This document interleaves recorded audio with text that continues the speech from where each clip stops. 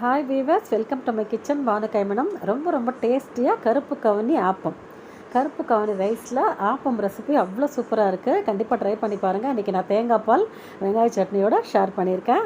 Video skip பண்ணாமல் ஃபுல்லாக பாருங்கள். இப்போ தான் என்னோடய சேனலை ஃபஸ்ட் டைம் பார்க்குறீங்கன்னா பானு கைமணம் சேனலுக்கு லைக் போடுங்க, வீடியோவை நிறைய ஷேர் பண்ணி விடுங்க, மறக்காமல் சேனலுக்கு சப்ஸ்கிரைப் பண்ணி சப்போர்ட் பண்ணுங்கள். இப்போ ஒரு டம்ளர் கிட்ட கருப்பு கவுனி அரிசி எடுத்துருக்கேன். ஆல்ரெடி கருப்பு கவுனி அரிசியில் இட்லி எப்படி பண்ணுறது, தோசை எப்படி பண்ணுறதுன்னு வீடியோ போட்டிருக்கேன். பார்க்காத நண்பர்கள் பாருங்கள். நம்ம பானு கைமணம் சேனலை சப்போர்ட் பண்ணுங்கள். இப்போ ஒரு டம்ளர் கிட்ட கோபுரமாக கருப்பு கவுனி அரிசி எடுத்திருக்கேன். எல்லா கடைகள்லேயும் இப்போ நமக்கு கிடைக்குதுங்க. அந்த கருப்பு கவுனி அரிசி இந்த மூக்கு மாதிரி இருக்கிற பகுதியில் பார்த்தீங்கன்னா ஒரு கோல்டன் கலர் உங்களுக்கு தெரியும். இது வந்து நல்ல அரிசி அப்படின்னு நீங்கள் கண்டிப்பாக, தரமான அரிசி அப்படின்னு நீங்கள் கண்டிப்பாக தெரிஞ்சுக்கலாம். இப்போ ஒரு டம்ளர் கிட்ட இட்லி அரிசி, குண்டு இட்லி அரிசி ஒரு டம்ளர் போட்டிருக்கேன். 1/4 டம்ளர் உளுந்து, உதாரணத்துக்கு ஒரு குழிக்கரண்டி உளுந்து அவ்வளோதான் நான் சேர்த்துருக்கேன். ஒரு 1/4 டம்ளர் உளுந்து. ஒரு டம்ளர் கருப்பு கவுனி அரிசி அப்படின்னா ஒரு டம்ளர் குண்டு இட்லி அரிசி, அதுக்கப்புறம் 1/4 டம்ளர் உளுந்து, ஒரு டீஸ்பூன் கிட்ட வெந்தயம். இது எல்லாமே சேர்த்து ஒரு 6 மணி நேரம் ஊறினா போகிறோம். கருப்பு கவுனி அரிசி 6 மணி நேரத்துலேயே நல்லா ஊறி வந்துடும். கண்டிப்பாக 6 மணி நேரம் ஊற வச்சதுக்கப்புறம் நீங்கள் எடுத்து அரைக்க ஆரம்பிச்சிருங்க. நான் 12 மணிக்கு போட்டேன், மத்தியானம் 12 மணிக்கு ஊற வச்சுருக்கேன், சாயங்காலம் 6 மணிக்கு அரைச்சிட்டேன். இதை ஓவர் நைட் நான் புளிக்க வச்சுருக்கேங்க. இந்த கிளைமேட் பார்த்திங்கன்னா இப்போ மழை பெஞ்சு ரொம்ப கூலாக இருக்குது, அதனால் ஓவர் நைட்டு வெளியிலேயே வச்சுருந்தா சூப்பராக பொங்கி வந்திருந்தது. ரொம்ப புளிப்பு இல்லைங்க. அதனால் நீங்கள் தாராளமாக 6 மணி 8 மணி இந்த மாதிரி ரொம்ப லேட்டாக அரைச்சிங்க நைட்டில் அப்படின்னா கண்டிப்பாக ஓவர் நைட் நீங்கள் வெளியில் வச்சு இந்த கிளைமேட்டுக்கு புளிக்க வைக்கலாம். இதை நல்லா 4-5 தடவை வாஷ் பண்ணி ஊற வச்சுக்கோங்க. நான் நல்லா 4-5 தடவை வாஷ் பண்ணி இப்போ நல்ல தண்ணி விட்டு ஊற வச்சுட்டேன். அப்படியே இருக்கட்டும். இப்போ ஊறி வருது பார்த்திங்களா, அதில் ஒரு லைட்டான ஒரு பிங்க் கலர் இறங்கியிருக்கு பாருங்கள்.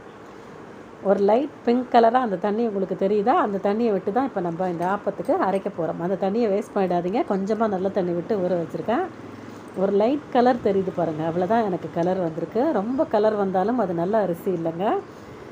இவ்வளவு கலர் வந்தாலே இதுதான் கருப்பு கவுனி அரிசி. இந்த மாதிரி அந்த பிங்க் கலராக இருக்குது பார்த்திங்களா, இறங்கியிருக்கு அதோட கலர். அந்த கலர் தண்ணியை வச்சே தான் இப்போ இந்த ஆப்பம் ரெசிபிக்கு நம்ம மாவு அரைக்க போகிறோம். வீடியோவை ஸ்கிப் பண்ணாமல் ஃபுல்லாக பாருங்கள்.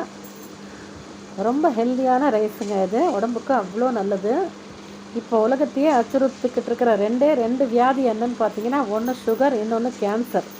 இது 2யுமே ப்ரிவென்ட் பண்ணக்கூடிய சக்தி இந்த கருப்பு கவுனிக்கு இருக்குது. அந்த காலத்தில் மன்னர்கள்லாம் சாப்பிட்ட அரிசின்னு சொல்கிறாங்க. இதில் இருக்கிற நல்ல சத்துக்கள் எல்லாருக்குமே கிடைக்கக்கூடாதுன்னு இதை வந்து தடை பண்ணி வச்சு அந்த மன்னர் காலத்தில் தடை பண்ணியிருந்தாங்க இந்த அரிசின்னு கூட சொல்கிறாங்க. தடை செய்யப்பட்ட ஒரு அரிசி அப்படின்னு இதுக்கு வந்து பேரும் இருக்குது. அவ்வளோ சத்துக்கள் இருக்குங்க. நம்ம உடம்புல கேன்சர் உருவாக்குற அந்த செல்களை அழிக்கக்கூடிய சக்தி இந்த கருப்பு கவுனி அரிசிக்கு இருக்குங்க. அவ்வளோ சூப்பரான ஹெல்த் பெனிஃபிட் கொண்ட ஒரு அரிசி. கண்டிப்பாக வளர்கிற பிள்ளைங்க, 50 வயசுக்கு அப்புறம் இருக்கிற வீட்டு பெண்மணிகள் எல்லாருமே சாப்பிட்லாம். எல்லா வயதினரும் இந்த கருப்பு கவுனி அரிசியை தாராளமாக எடுத்துக்கோங்க. இதில் இட்லி அவ்வளோ சூப்பராக இருக்குது. ஆல்ரெடி கருப்பு கவுனி அரிசி வச்சு இட்லி அரைச்சி அந்த இட்லி ரெசிபி, எப்படி மாவு அரைக்கிறது, எப்படி இட்லி ஊற்றுறது எல்லாமே ஷேர் பண்ணியிருக்கேன். நம்ம சேனலில் இருக்குது, பார்க்காதவங்க பாருங்கள். கண்டிப்பாக வாரம் ஒரு மில்லட் ரெசிபி வகையை நீங்கள் பிளான் பண்ணிக்கோங்க.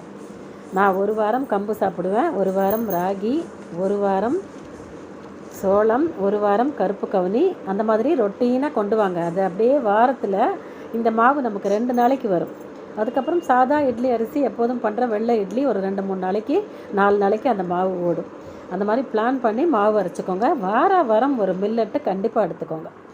இப்போ எனக்கு நல்லா நைஸாக அரைச்சிருக்கேன், நல்லா வெண்ணெய் மாதிரி நைஸாக அரைச்சிருக்கேன். ஓவர் நைட்டு வெளியில் வச்சு புளிக்க வச்சுருக்கேன். மாவு எப்படி பொங்கி வந்திருக்கு பாருங்கள். ராத்திரி ஃபுல்லாக வெளியில் இருந்து கூட எனக்கு இவ்வளவு தான் பொங்கி இருக்குது பாருங்கள். அவ்வளோ கூலாக இருக்குது கிளைமேட். இப்போ மழை பெஞ்சு நல்ல வெயில் அடிச்சுது அப்படின்னா 8 மணி நேரம் நீங்கள் புளிக்க வச்சிங்கன்னா கூட போதும். ஒரு 8 ஹவர்ஸ் வெளியில் வச்சுட்டு நீங்கள் அப்புறமா எடுத்து ஃப்ரிட்ஜில் வச்சுக்கோங்க. இதை நான் வெடிக்காலம் 5 மணிக்கு எழுந்து வந்து ஃப்ரிட்ஜில் எடுத்து வச்சுட்டேன். அதுக்கப்புறம் இப்போ மார்னிங் 10 மணிக்கு ஆப்பம் வந்து விட போகிறேன். இதில் நான் தண்ணி எதுவுமே சேர்க்கலைங்க. ஆல்ரெடி அரைக்கும் போதே நம்ம உப்பும் சேர்த்துட்டோம். அதனால் அப்படியே கலக்கி அப்படியே ஊற்ற வேண்டியதான். உங்களுக்கு ரொம்ப கெட்டிமாக இருக்க மாதிரி ஃபீல் ஆச்சு அப்படின்னா நீங்கள் கொஞ்சமாக தண்ணி ஆட் பண்ணிக்கோங்க.